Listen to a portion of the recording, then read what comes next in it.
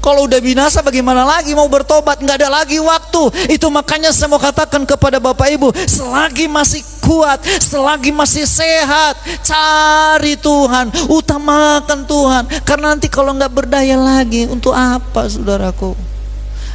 Tapi Tuhan melihat hatimu. Kalau engkau sungguh-sungguh kepada Tuhan, Tuhan yang mengangkat dan Tuhan yang menurunkan, Tuhan yang membuat kaya dan Tuhan menjadikan miskin. Karena Tuhan melakukan semuanya. Amin saudara. Dia sanggup mengangkat engkau, Dia sanggup mempromosikan engkau, Dia sanggup memberkati engkau. Bagaimana cara? Itu terserah kepada Tuhan.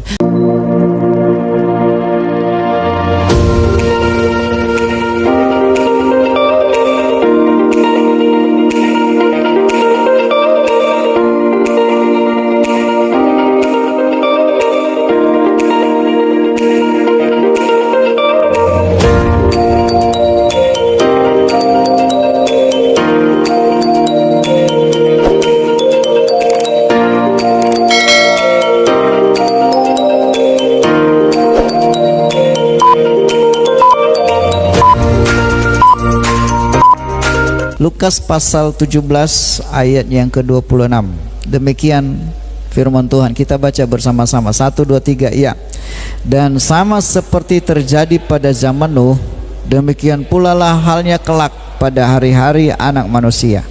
Mereka makan dan minum, mereka kawin dan dikawinkan, sampai kepada hari Nuh masuk ke dalam bahtera, lalu datanglah air bah dan membinasakan mereka semua.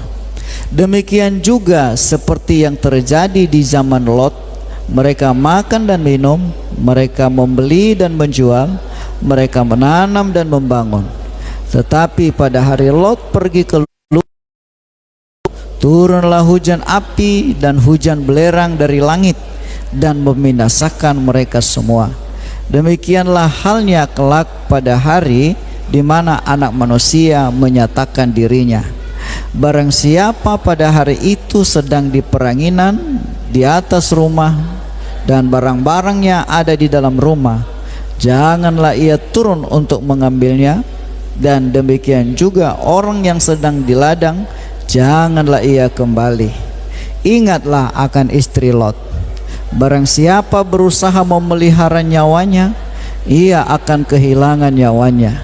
Dan barang siapa kehilangan nyawanya, ia akan menyelamatkannya. Terus, aku berkata kepadamu, pada malam itu ada 2 orang di atas satu tempat tidur, yang seorang akan dibawa dan yang lain akan ditinggalkan. Ada 2 orang perempuan bersama-sama menghilang, yang seorang akan dibawa dan yang lain akan ditinggalkan. Kalau ada 2 orang di ladang, yang seorang akan dibawa dan yang lain akan ditinggalkan. Kata mereka kepada Yesus, di mana ke Tuhan? Katanya kepada mereka, di mana ada mayat, di situ berkerumun burung nasar. Tuhan memberkati. Amin. Saya akan menyampaikan firman Tuhan dengan judul jangan terlena. Nah, next. Saudara, terlena itu berasal dari kata lena, bukan berarti si nama orang ini ya.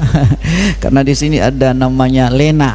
Tapi saudaraku, sebenarnya terlena itu berasal dari kata lena, artinya nyenyak, tidak sadar, lengah, lalai, atau lambat-lambat ya. Jadi kata terlena ini dapat diartikan yaitu sedang sangat asik, sedang asik-asiknya, sangat menikmati, sedang bersenang-senang ya, dia terlena, sedang menikmati sesuatu yang bagi dia itu sangat asik begitu, sangat menyenangkan ya. Sampai-sampai dengan terlena, dengan keasikannya, lupa waktu, lupa teman, lupa semuanya. Itulah namanya terlena ya. Bisa juga mengandung arti mengantuk lalu tidur. Nah, ya. Atau mungkin juga terlengah, lalai dan sebagainya. Itulah namanya terlena. Dalam bahasa Nias disebut itu arere. Ah, iya. Bahasa Batak itu apa ya? Kemarin tadi malam saya baca-baca.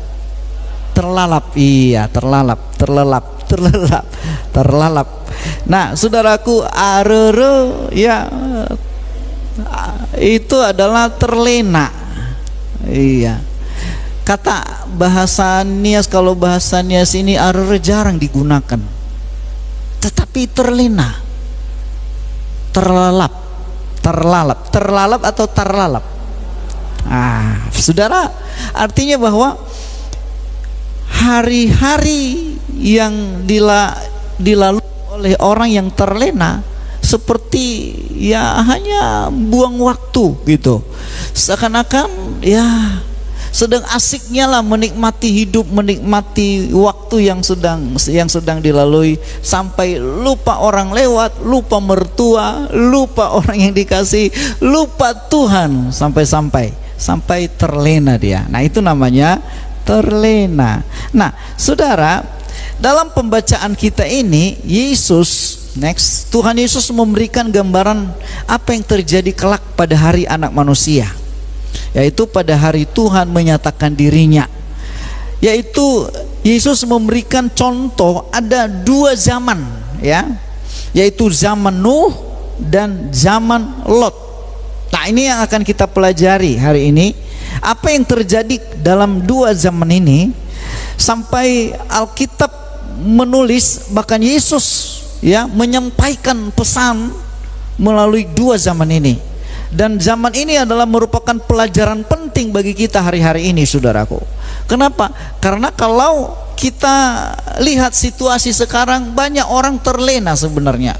Terlena dengan kenyamanan, terlena dengan semuanya fasilitas yang ada, terlena dengan handphonenya, terlena dengan TikToknya, kan begitu ya. Ada lagi terlena dengan hal-hal yang ada di hadapan kita, dan itu sebabnya kita harus waspadai, karena kadang-kadang kita dengan adanya semua fasilitas yang ada ini, bisa-bisa kita juga termasuk orang yang terlena. Nah, oleh sebab itu kita pelajari, kita lihat dulu ya, apa-apa saja ya, apa yang terjadi dalam dunia dalam 2 zaman tersebut ya. Yang pertama, saudaraku, ya, yang pertama dikatakan seperti pada zaman Nuh. Yang pertama saya tulis di sini, terlena dengan kesenangan dan makan minum. Ya. Pada zaman Nuh dikatakan, saya baca sekali lagi ayatnya yang ke-26, dan sama seperti terjadi pada zaman Nuh, demikian pula lah halnya kelaknya pada hari Anak Manusia. Ayat 27, mereka makan dan minum.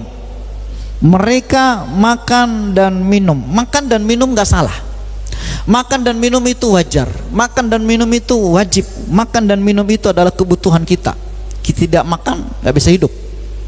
Tetapi makan dan minum dalam ayat ini, saudaraku, bukan sekedar makan minum seperti yang kita lakukan setiap hari, tetapi makan dan minum yang dilakukan pada zaman Nuh adalah makan minum berlebihan, makan minum dengan pesta pora, ya, makan minum dengan tujuan menghambur-hamburkan, ya, atau makan minum dengan berlebihan, ya. Kalau saudara menyimak kembali dalam Kejadian pasal 6, di situ ditulis ya bagaimana kejadian yang terjadi di zaman Nuh. Ya, di zaman Nuh memang makan minum itu bukannya lagi wajar dilakukan.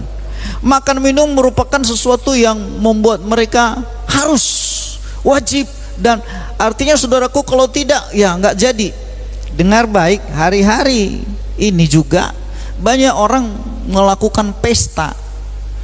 Ya, apalagi di daerah kita Sumatera Utara ada beberapa suku, Nias juga termasuk, Batak Toba, Batak Karo, Simalungun, Pak Dairi, dan kebanyakan suku-suku ini, saudaraku, kalau melakukan adat istiadat, waduh, bisa habis-habisan, bisa sampai habis hartanya, bahkan bisa berutang sampai anak cucu ya, kalau mengadakan pernikahan, mengadakan pesta ya.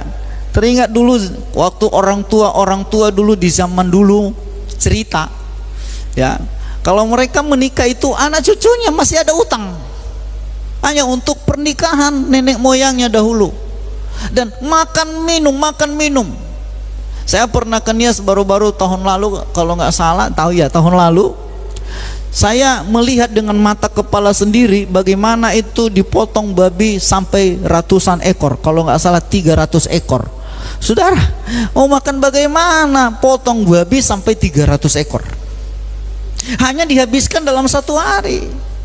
Tujuannya untuk apa? Cari nama. Tujuannya untuk apa? Supaya orang memuji. Oh, ini waktu dia pesta, oh dikasih makan kita semua. Saudara dengar baik, ini makan minum yang tidak wajar. Makan minum yang sewajarnya, ya makan secukupnya. Makanya Yesus dalam doa Bapa kami, dia berkata apa? Berikanlah makanan kami yang secukupnya. Cukup. Saudara yang dikasih oleh Tuhan, hari-hari ini juga dunia dalam makan minum, pesta pora di mana-mana. Dan ini membuktikan bahwa ini tanda-tanda seperti yang terjadi di zaman Nuh, demikian juga yang akan terjadi kalau Tuhan segera datang. Ya, tidak salah, sekali lagi tidak salah makan dan minum, ya, tidak salah makan dan minum. Tetapi makan dan minum di sini, saudaraku, adalah bisa saya katakan situasi lagi senang, sedang menikmati kenikmatan dunia, sedang pesta pora, sedang terlena dengan kenyamanan dan kesenangan dunia. Tujuan hidupnya adalah makan. Mana yang bagus? Makan untuk hidup atau hidup untuk makan? Ya. Kita makan untuk hidup atau kita hidup untuk makan? Makan supaya kita hidup. Tapi ada orang, saudaraku, dia hidup untuk makan. Nah, tidak beda dengan B2. Ya, Bapak Ibu yang pelihara B2, ya, dia hidup untuk makan. Memang kerjanya makan terus dia. Nah, kejadian di zaman Nuh itu hampir mirip seperti itu. Dia hidup untuk makan. Dia bukan makan untuk supaya hidup. Saudara dikasih oleh Tuhan. Artinya di zaman Nuh itu bisa saya katakan ada seperti sebuah sifat rakus, tamak, ya, makan, kerja. Sekali lagi, bukan berarti salah makan, tetapi tujuan hidupnya hanya makan terus, makan, minum, bersenang-senang. Dan saudara, makan dan minum itu adalah Alkitabiah. Coba saudara buka di dalam Pengkhotbah, coba buka dulu Pengkhotbah 2 ayat 24. Pengkhotbah 2 ayat 24. Mari kita baca ayatnya. Pengkhotbah 2 ayat 24. Yuk, sama-sama. 1, 2, 3. Ya. Tak ada yang lebih baik bagi manusia daripada makan dan minum dan bersenang-senang dalam jeripayahnya. Aku menyadari bahwa ini pun dari mana? Tangan Allah. Jadi makan, minum, bersenang-senang itu semua sebenarnya dari Allah. Jadi kalau begitu, ini kan dari Allah. Bersenang-senang, makan minum, bersenang-senang kan dari hasil jeripaya, bukan hasil pencurian kok.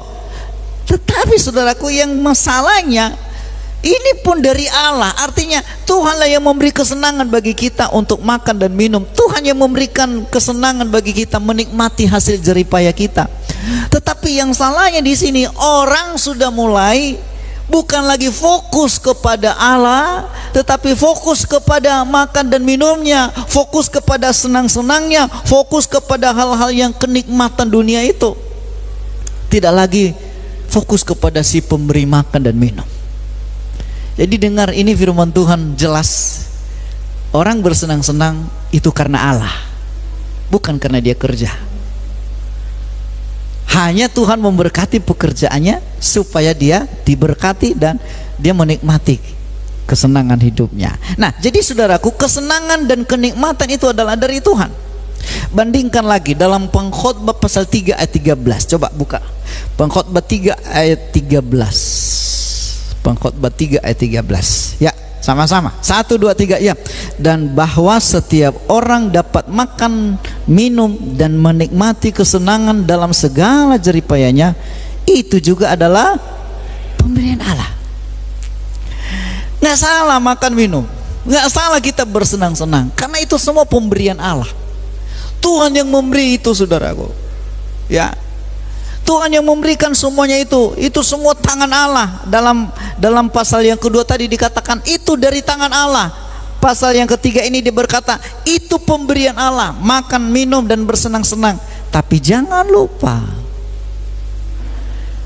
kalau sudah ada waktunya seperti itu, tanda-tanda bahwa anak manusia segera datang.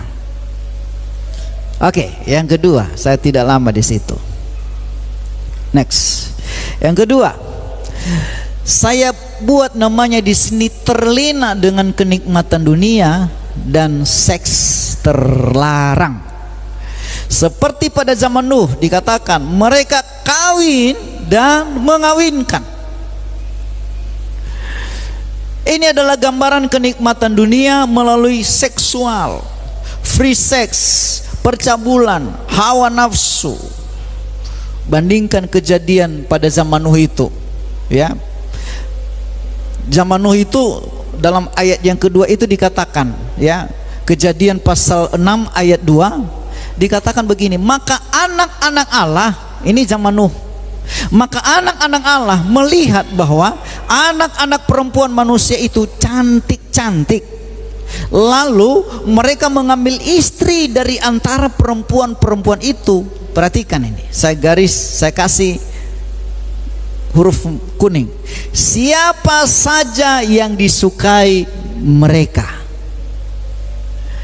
Ya, kesalahan di zaman Nuh ini, saudaraku, anak-anak Allah dan anak-anak manusia itu kawin campur.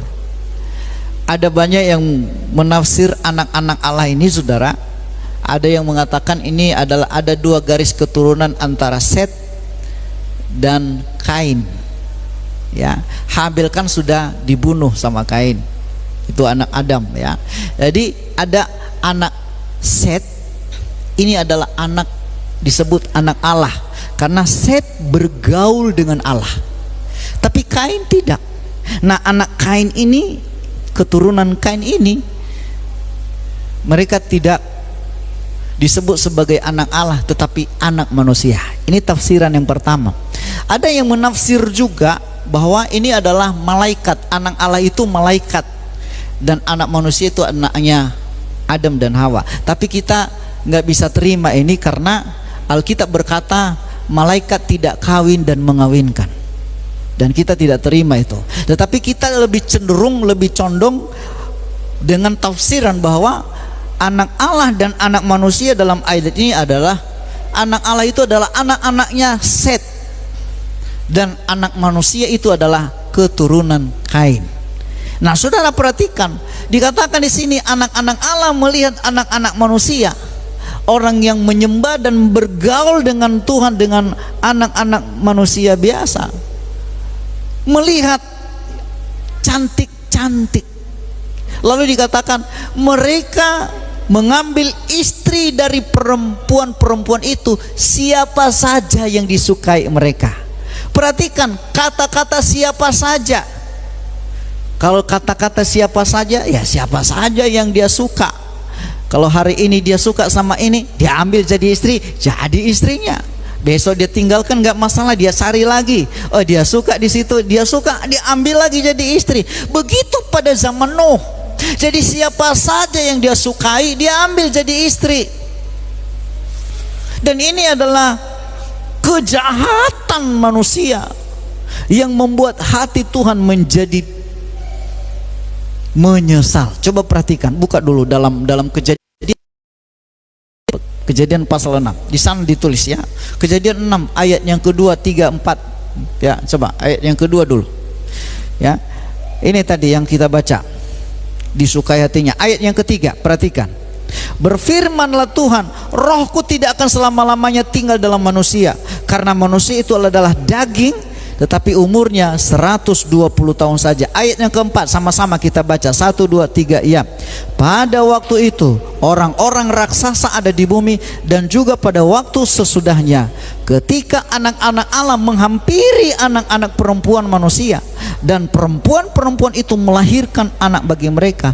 Inilah orang-orang gagah perkasa di zaman purbakala, orang-orang yang kenamaan. Ayat yang kelima terus, ketika dilihat Tuhan bahwa kejahatan manusia besar di bumi dan bahwa segala kecenderungan hatinya selalu membuahkan kejahatan semata-mata. Ayat 6, maka menyesallah Tuhan bahwa ia telah menjadikan manusia di bumi dan hal itu memilukan hatinya. Saudaraku, dia sampai hati Tuhan pilu gara-gara melihat tingkah laku manusia itu. Bagaimana tidak, suka-sukanya dia mau kawin sama si A, hari ini dia kawin, besok dia cari lagi perempuan sesuka hatinya, dia kawin dan mengawinkan. Itulah yang terjadi pada zaman Nuh itu. Jadi bukan lagi kawin mengawinkan biasa, sudah kawin dan mengawinkan yang terlarang. Makanya saya tulis di judulnya ini, mereka terlena dengan kenikmatan dunia dan seks terlarang. Saudara yang dikasihi oleh Tuhan, banyak gereja memang bahkan ada orang jangan bicara seks di mimbar, tabu rasanya, ya. Tetapi sebenarnya kalau ini tidak diberikan pemahaman kepada manusia, kepada orang percaya, kepada anak-anak Tuhan, maka bisa salah. Terlebih kepada anak-anak muda, kalau tidak diberikan pemahaman yang baik tentang hal ini, maka anak-anak bisa melakukan hal yang melanggar firman Tuhan. Saudara dikasihi oleh Tuhan, seks itu adalah sesuatu kenikmatan yang diberikan sesaat. Dan oleh sebab itu dilakukan pun dalam kekudusan, dalam persetujuannya Tuhan, saudaraku, tidak sembarangan. Tetapi pada zaman Nuh, mereka melakukan itu hanya karena hawa nafsu. Mereka melakukan ini hanya karena keinginan daging. Ini mereka lakukan hanya karena ya keinginan, kebebasan, kenikmatan hidup mereka. Dengar baik, hari-hari ini dunia juga mirip seperti zaman Nuh. Ya, Alkitab sebenarnya berkata nggak boleh kawin dan cerai, nggak boleh kawin cerai. Kalau kawin, dah sampai maut memisahkan mereka. Makanya saudaraku, bagi anak-anak muda perlu diberikan pemahaman. Memang anak-anak muda ini waktu zaman masih muda, saudaraku, waduh, waktu dia lihat, waduh, jantungnya berdebar-debar, saudaraku. Detak jantungnya kencang, saudaraku. Tapi setelah kawin, setelah menikah dan sudah punya anak, si Ucok, si Butet dan lain sebagainya, saudaraku, mulai detak jantungnya itu sudah mulai lama-lama redup, saudaraku. Yang tadinya tek asal ketemu sama orangnya, kencang. Begitu sudah menikah, lahir si Ucok, lahir si Butet, sudah nggak lagi ada getarannya. Saudaraku, bisa-bisa pun getarannya perlu dicas lagi, nggak bergetar lagi. Asal dia lihat istrinya, aduh, nggak ada getaran lagi. Saya mau tanya kepada bapak-bapak di sini, apakah ketika saudara melihat pasangan saudara masih bergetar, nggak ada lagi getarannya? Ya, kalau nggak ada getaran, dibuat getaran, saudara. Ya, dibuat getar. Ya, banyak orang melihat istrinya nggak bergetar, tapi melihat istri orang bergetar. Aduh, ini gawat, dan ini terjadi di zaman ini, saudara. Melihat istri orang bergetar, tapi melihat istrinya nggak ada getaran, saudaraku. Makanya kalau dia pergi ke gereja, ini orang tua dulu lah ini. Kalau pergi ke gereja, mama dulu di depan, ya kan? 1 kilo kemudian baru bapak-bapak menyusul. Itu pun dipisah di gereja. Saya komplain sering begitu. Beberapa waktu yang lalu saya ke Telaga, saya memberkati orang di sana. Saya bilang sama Pak Gembalanya, Pak Gembala, jangan dibiasakan tempat duduk seperti ini. Sebelah sini perempuan, sebelah sini laki-laki. Bagaimana mereka tidak terpisah? Di gereja pun sudah dipisahkan. Saya bilang, kalau namanya suami istri, Alkitab juga mengajar kita kalau boleh dia duduk di samping istrinya. Lihat, di sampingmu istri atau bukan? Ya, pastikan ada di samping saudara, paling tidak di belakang saudara. Amin. Ya. Nah, saudaraku, artinya apa? Hari-hari ini kalau tidak seperti itu, tidak kompak suami istri, lama-lama terjadi seperti pada zaman Nuh. Serai, kawin lagi, suka-sukanya. Hari ini dia pilih yang penting ada duit, saudaraku, gampang, tinggal jalan ke sana dapat itu. Ya, ya, siapa pernah mencoba? Pernah? Ada di sini? Coba kita lihat dulu. Ini next. Ini kasus HIV AIDS di Indonesia semakin mengkhawatirkan. Ya, ini data per tanggal berapa di situ? Juni 2019, berarti tahun lalu. Data per Juni 2019 ini dari kesehatan, ya, Kementerian Kesehatan. Dikatakan jumlah penderita HIV AIDS di Indonesia sebanyak 349.883 orang. Wah, ini fakta loh, di Indonesia ini udah termasuk kota Medan di situ, ya. Dan paling banyak itu di kantong-kantong Kristen, termasuk di Manado. Di mana? Di Manado. Kantong Kristen.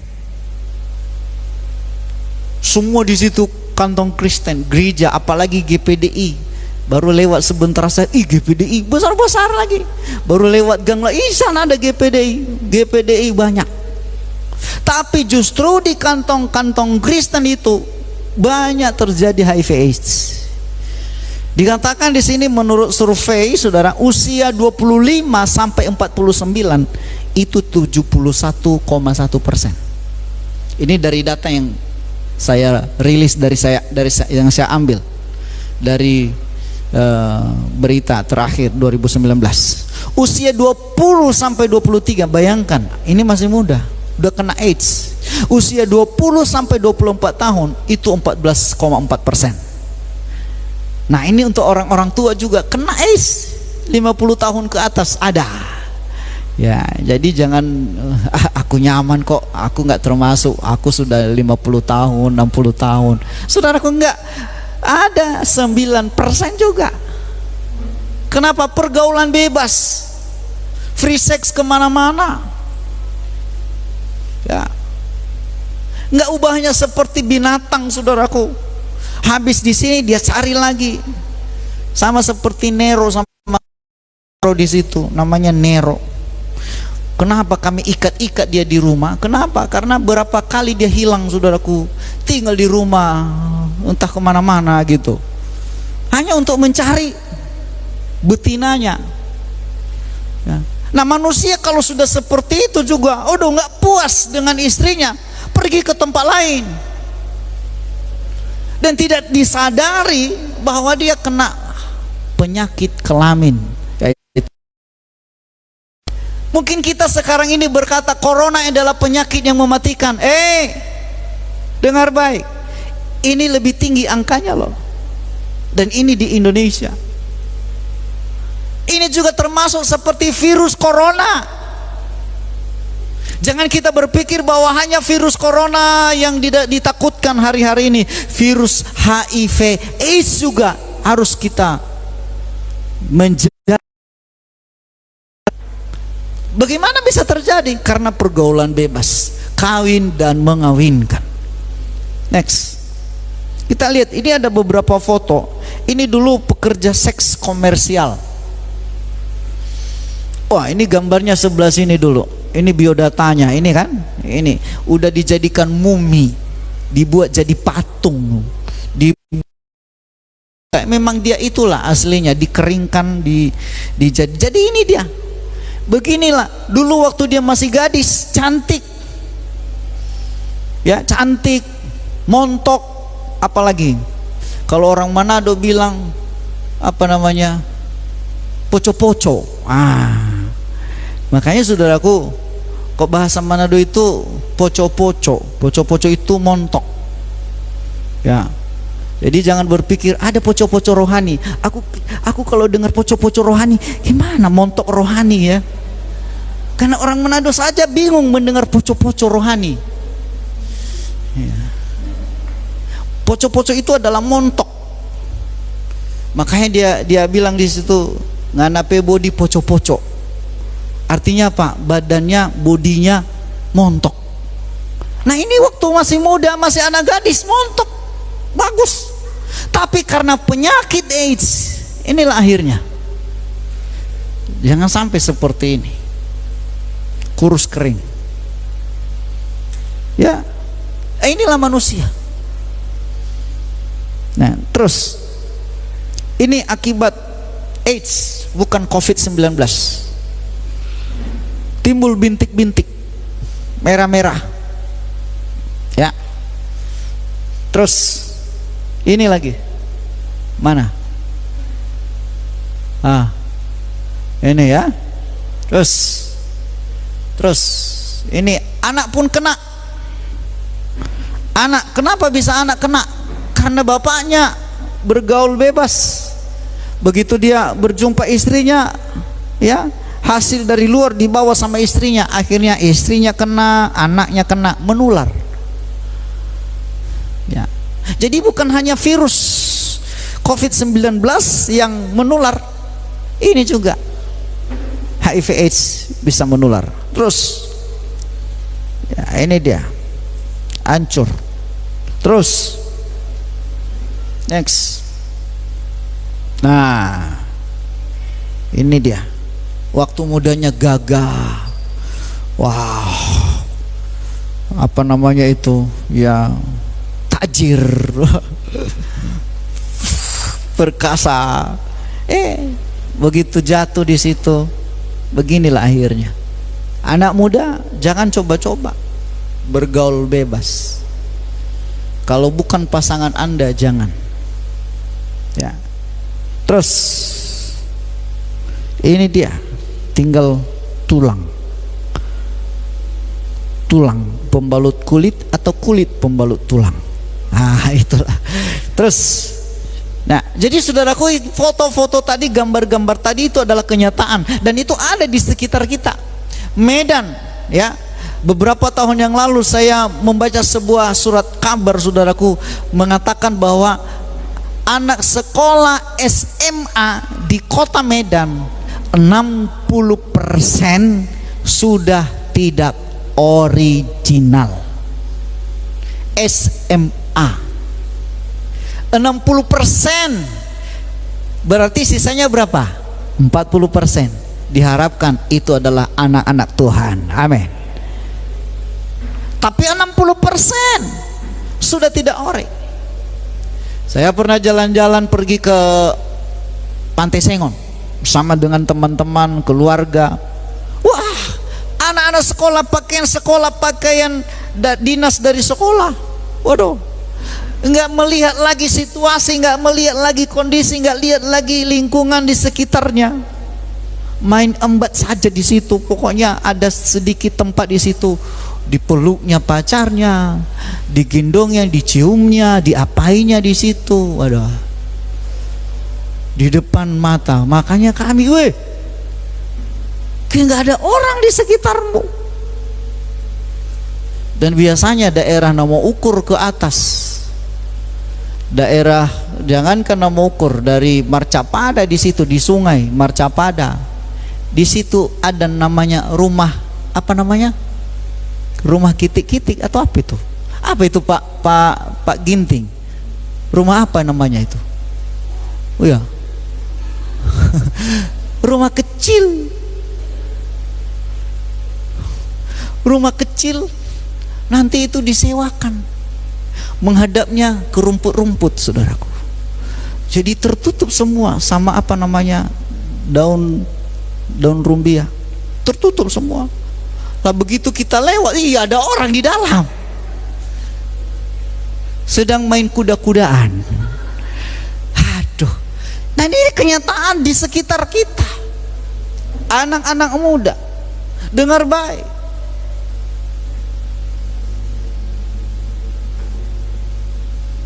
Ini waktunya saudaraku kita harus belajar dari pengalaman di zaman Nuh. Kalau apa yang terjadi sekarang ini jauh lebih parah yang sekarang dibanding zamannya Nuh. Jauh lebih hancur sekarang dibanding zamannya Nuh. Tapi itu pun waktu mereka sedang terlena dengan kenikmatan dunia, tanpa mereka sadari si Nuh pergi membangun bahtera. Tuhan bilang, segini ukurannya, segini tingginya, segini lebarnya, begini kamu ambil kayu gofir dan engkau buat ter dari gala-gala. Baru saudaraku dibuatlah seperti apa yang diperintahkan Tuhan sama dia. Dan setelah dia buat, orang-orang ngejek dia. Om Nuh, nggak ada kerjaan sih. Mau ngapain dibuat perahu di darat? Perahu itu dibuat di laut. Om Nuh nggak mau peduli, dia hanya mengikuti perintah Tuhan. Om Nuh, ngapain? Diejek-ejek lah Om Nuh ini. Mungkin kita juga pada posisi yang sama. Kita dibully orang. Ngapain ke gereja? Ngapain tepuk-tepuk? Ngapain berdoa? Ngapain baca Alkitab? Ngapain ibadah? Ya nggak ada kerjaannya kalian. Bagus hari Minggu itu cari duit. Bagus hari Minggu itu, wah kita menghimpun banyak harta, kerja. Mungkin kita dalam keadaan kondisi seperti itu. Ada orang-orang ngejek kita, sama seperti Nuh. Tapi Nuh dia tidak peduli. Dia buat bahtera. Dia buat bahtera. Begitu selesai, dia masukkan semua binatang-binatang. Dia panggil satu persatu. Satu-satu pasang. Satu pasang keledai, satu pasang harimau, satu pasang singa, satu pasang semut, satu pasang juga kecoa. Semua binatang, mulai dari yang besar sampai binatang-binatang yang kecil, semua masuk ke dalam bahtera. Baru sesudah itu ditutuplah pintu. Yang menutup pintu kata Alkitab bukan Nuh, tetapi Allah menutup pintu dari belakang. Saudara yang dikasih oleh Tuhan, hujan turun, tanpa dirasa, masih terlena. Hujan biasa, masih hujan biasa, itu hujan yang nggak ada apa-apanya. Masih bisa lah ya. Makanya puji Tuhan, air boleh menyuci rumah. Ada kan status kemarin saya lihat, terima kasih katanya karena ada air hujan menyapu membersihkan rumahnya, berarti air sudah masuk rumahnya. Berbahagialah itu. Saudara, dianggap biasa-biasa aja. Udah mulai naik, masih biasa, nggak mau bertobat. Udah mulai meninggi airnya, nggak juga bertobat, saudaraku, sampai semuanya mereka binasa. Kalau udah binasa bagaimana lagi mau bertobat? Nggak ada lagi waktu. Itu makanya saya mau katakan kepada Bapak Ibu, selagi masih kuat, selagi masih sehat, cari Tuhan, utamakan Tuhan. Karena nanti kalau nggak berdaya lagi, untuk apa saudaraku? Jangan nanti udah mau Tuhan tolong, aku mau melayani. Tuhan bilang, selama masih muda, kau tinggal kasih sisa-sisa sama aku. Padahal waktu kita kuat. Makanya sering saya bilang sama anak-anak muda, selama kalian masih muda, layani Tuhan. Karena itu bukan hanya untuk dirimu, tapi untuk anak cucumu juga. Anak cucumu akan diberkati dan perkasa di bumi. Amin saudara. Kalau kita melayani Tuhan, ya, jadi ini dia. Jadi jangan sampai saudaraku, ya kita terlena. Ya, dikatakan di sini bahwa pada zaman itu saudaraku, orang-orang terlena pada zaman Nuh itu. Yang berikut, yang ketiga, yang zaman yang kedua, zaman Lot. Ya, saya tulis di situ terlena dengan usaha, bisnis dan marketing. Nah, ini mungkin ada kita di situ. Dia katakan di sini apa? Dalam ayatnya yang berikut, ya. Dikatakan mereka makan dan minum sama seperti zaman Nuh, tetapi yang kedua, mereka membeli dan menjual. Membeli dan menjual ini adalah pekerjaan yang mudah dan menjanjikan. Ya, berdagang adalah pekerjaan yang sangat banyak dilakukan di seluruh dunia. Ya, di seluruh dunia pekerjaan berdagang ini adalah pekerjaan yang umum. Di mana-mana orang berdagang, jual beli, jual beli. Ya, beberapa waktu yang lalu waktu saya pergi ke Israel, saudaraku, di bus kami tuh naik seperti kita kalau pergi ke Siantar juga ada yang naik, ya. Ada jual lemang kan begitu ya, kacang, ombus, begitu juga. Ya, jangan berpikir hanya jangan aku berpikir dulu ini paling hanya di seputaran Tarutung, Siantar, ada yang jualan di mobil atau di Medan. Di Medan pun sudah mulai nggak ada jual makanan, tapi di daerah Siantar ke Tarutung itu banyak itu ya jualan. Tetapi di Israel, kota suci, ya, Holy Land, di sana juga ada jual seperti itu, jual beli, jual beli, jual beli. Kenapa, saudaraku? Karena ini adalah pekerjaan yang mudah dan kebanyakan orang kerjanya seperti itu. Coba kita buka mata, hampir semua bisnis di Indonesia jual beli, jual beli. Petani berapa lah, tapi masalah jual beli, orang yang jual beli banyak sekali. Ya. Nah, coba perhatikan, ada satu berita yang saya baca. Next, ini dari liputan6.com. Di situ ada alamatnya. Berita liputan6.com ini tanggal 27 Februari 2018, berarti 2 tahun yang lalu. Dikatakan begini, judulnya dikatakan, sama-sama kita baca, 1, 2, 3, ya. Orang Indonesia habiskan 146 triliun untuk belanja online. Ini orang Indonesia belanja online. Berapa? 146 triliun 2 tahun lalu. 2 tahun lalu masih belum apa-apa. Saya rasa 2 tahun lalu di sini masih jemaat masih bisa dihitung siapa yang ada bisnis online, ya. Apalagi sekarang mungkin di atas ini, saudaraku, mungkin 200-300an triliun. Wah, menghabiskan untuk belanja online, jual beli, jual beli. Sekali lagi, ini saya tidak katakan ini salah, enggak, karena kita melihat fakta. Inilah kenyataan sekarang ini, inilah kejadian sekarang ini. Jual beli, jual beli. Apa yang terjadi pada zaman Nuh, demikian juga yang terjadi kelak pada hari anak manusia akan datang. Ketika Tuhan segera datang, ada orang jual beli, dan ini bisnis yang paling besar hari-hari ini, saudaraku. Orang jual dan beli, ya. Inovasi toko online berbasis aplikasi seperti Tokopedia, Bukalapak, Lazada, dan lain-lain, ya. Ini terbukti sangat efektif karena di Indonesia pembelian barang-barang melalui electronic commerce terus naik. Artinya, saudaraku, ini bisnis online ini semakin besar. Nah, mungkin kita ada di sini, jemaat Tuhan yang ada di sini, mungkin ada di dalam bisnis online. Saya tidak katakan itu salah, enggak, tapi ini fakta. Inilah kenyataan. Kita ada di penghujung zaman akhir. Tuhan segera datang. Bisnis ini adalah bisnis yang paling, pekerjaan ini adalah pekerjaan yang paling banyak dilakukan orang hari-hari ini. Next, ya. Kita bisa berusaha dan bekerja, sebab tanpa bekerja kita tidak bisa makan.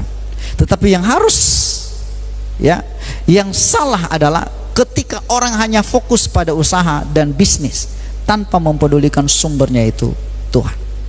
Kita baca Amsal 10 ayat 22. Berkat Tuhanlah, 1, 2, 3, ya. Berkat Tuhanlah yang menjadikan kaya, susah payah tidak menambahinya. Yang membuat saudara kaya itu adalah berkat Tuhan. Amin, saudara. Kita bisa kaya, ya. Kita bisa diberkati. Ini bukan, kalau ini enggak terjadi, saya bilang sama teman-teman, kalau memang itu enggak terjadi, robek saja. Berkat Tuhan itu yang membuat engkau menjadi kaya. Makanya fokus kepada sumbernya. Jangan fokus kepada hartanya, jangan fokus kepada gimana cara mencari duitnya. Fokus kepada sumbernya, cari Tuhannya dulu, cari sumbernya dulu, maka semuanya akan ditambahkan kepada kita. Katakan amin. Banyak orang hari-hari ini, saudaraku, melupakan sumbernya. Dia mencari. Saya mau katakan, semakin jauh engkau berjalan di luar Tuhan, capek engkau, semakin susah. Tapi ketika engkau semakin dekat dengan Tuhan, Tuhan tambah-tambahkannya itu kepada saudara. Ini ada beberapa ini jemaat, maaf, ini keluarga Bapak Han, suami istri. Mereka gabung di gereja kita ini dulu masih tinggal di istana mertua. Betul nggak? Gabung dengan kita di sini tinggal di istana mertua.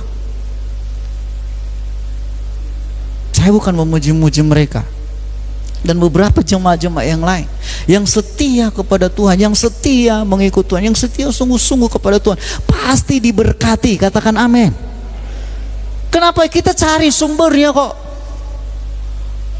Ya. Ada banyak orang cari duit, cari kerjaan, mencari, tapi nggak dapat, habis. Apa yang dapat? Habis. Nah, kita lihat beberapa jemaat-jemaat di sini. Saya bersyukur kepada Tuhan. Terbukti bahwa Allah yang kita sembah adalah Allah yang mampu memberkati dari yang tidak ada menjadi ada. Lain, Anda juga pasti bisa itu. Saudara yang ada di rumah, Anda pasti bisa diberkati oleh Tuhan. Cari sumbernya, cari Tuhan. Yang kedua, Tuhan mematikan. Sama-sama kita baca bagian B. 1, 2, matikan dan menghidupkan. Ia menurunkan ke dalam dunia orang mati dan mengangkat dari sana. Tuhan kok yang menghidupkan. Tuhan mengatur semua. Tuhan mengatur berkat-berkat itu kemana.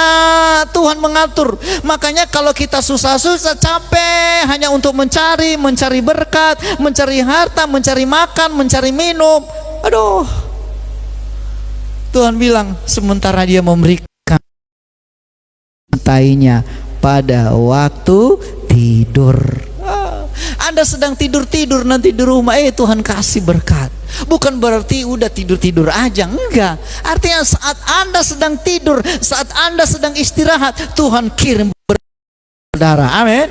Saudara mau menyaksikan itu ketika Anda dekat dengan sumbernya, ketika Anda dekat dengan Tuhan, ketika Anda sungguh-sungguh melayani Dia, ketika Anda sungguh-sungguh mencari wajah Tuhan, maka Tuhan akan gampang bagi Tuhan mengirim berkat kepada saudara. Tuhan sanggup menolong. Saya berdoa semua jemaat diberkati oleh Tuhan.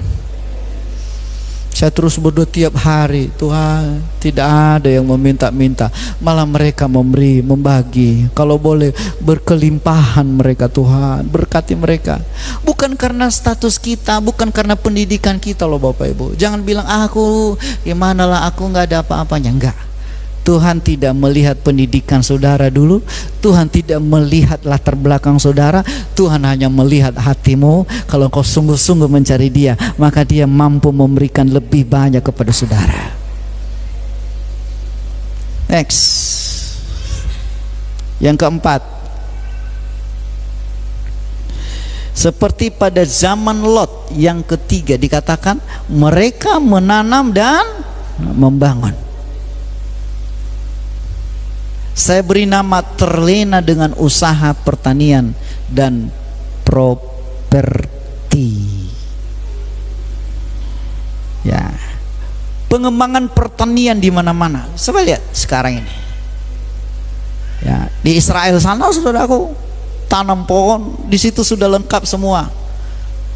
Pupuknya, airnya, obatnya, sehingga sehat. Ya, di tanah yang berbatu-batu, wow, di tanah berbatu-batu di sana, batu-batu semua. Saya kemarin lewat di mana itu sih, di Kalang juga. Tanahnya berbatu-batu, mau turun ke Danau Toba. Tapi bawangnya bagus, diberkati oleh Tuhan. Tanah yang tandus bisa Tuhan ubah menjadi tanah yang subur. Amin. Waktu Abraham dan Lot berpisah, Abraham bilang sama Lot, pilih, kalau kamu ke kanan aku ke kiri, kalau kamu ke kiri aku ke nganan, kalau kamu ngiri aku nganan. Nah, ini bahasa istilah orang Jawa itu ya. Kemana, ngiri atau nganan? Ya, ngiri, nganan. Nah, pilih, kata Abraham. Akhirnya dipandang si Lot, di sana seperti taman Tuhan, ada lembah yang banyak airnya. Wah, di sana menjanjikan. Akhirnya dia bilang sama tulangnya, tulang, aku ke sana tulang. Oke, silahkan, kata Abraham. Dia pergi, dia memilih tempat yang bermata air. Sedangkan Abraham tinggal di tanah yang berbatu-batu, gersang, nggak menjanjikan. Tapi dengar baik, ketika Abraham dekat dengan Tuhan, Tuhan ubah tanah berbatu-batu itu menjadi tanah yang subur. Sampai sekarang itulah Yerusalem itu, saudaraku. Dan saudara dikasih oleh Tuhan, Tuhan bisa ubah tanah yang berbatu-batu. Sedangkan Sodom dan Gomora yang dipilih oleh siapa? Lot, di bumi hanguskan, ditunggang balikan. Kenapa? Karena Tuhan bisa ubah tempat yang tandus. Jangan lihat posisimu, aku sekarang ini apa, aku ini nggak ada apa-apanya. Tuhan tidak melihat, tapi Tuhan melihat hatimu. Kalau engkau sungguh-sungguh kepada Tuhan, Tuhan yang mengangkat dan Tuhan yang menurunkan, Tuhan yang membuat kaya dan Tuhan menjadikan miskin. Karena Tuhan melakukan semuanya. Amin, saudara. Dia sanggup mengangkat engkau, dia sanggup mempromosikan engkau, dia sanggup memberkati engkau. Bagaimana cara itu terserah kepada Tuhan. Saya kadang-kadang kagum melihat ibu-ibu yang sedang jualan di online. Ini saudaraku, bagaimana Tuhan gerakkan orang yang dari ujung timur sana memesan barang ke Medan. Kan nggak masuk akal. Kalau bukan Tuhan itu, nggak ada hubungan famili, nggak ada hubungan kekeluargaan. Orang lain Tuhan perintahkan, buka itu Facebook, buka itu ya, nanti kamu lihat. Begitu ada nanti jualan online dari GPD Pemulihan, berhenti ya. Begitu dibuka, kan begitu dibukanya kan, begitu berhenti, yang berikut, saudaraku. Ya, next. Ya, seperti pada zaman pembangunan gedung-gedung pencakar langit di mana-mana. Coba lihat Medan sekarang, Podomoro, wow, tinggi sekali. Di mana-mana dibangun. Untuk apa itu? Apa kurang tempat? Kosong-kosong itu semua nanti. Ya, membangun, pembangunan di mana-mana. Ya, sama seperti pada zaman Lot, sama seperti zaman Nuh, bangun, menanam, itu yang terjadi di akhir zaman. Dan ini yang terjadi sekarang ini. Membangun boleh, tetapi jangan kita fokus kepada luar biasa. Yesus saja berkata, serigala punya liang, sarang punya tempat meletakkan kepala. Sudah, saya simpulkan. Next. Segala sesuatu kita bisa lakukan seperti makan, minum, berkeluarga, berusaha dan berbisnis, menanam dan membangun, asalkan kita tidak terlena dan buang waktu hanya untuk melakukan hal-hal itu saja tanpa mempedulikan Tuhan. Kejadian hari-hari ini, kekurangan daripada orang-orang di zaman Nuh mereka terlena dengan itu semua. Mereka sudah tidak mencari Tuhan lagi. Pada zaman Lot juga terlena dengan itu semua, sudah tidak mau mencari Tuhan. Hari-hari ini juga jangan sampai kita terlena. Kita harus baca tanda zaman. Ini waktunya Tuhan segera datang. Jangan terlena. Sekali lagi, jangan terlena, tapi berjaga-jaga. Tuhan memberkati.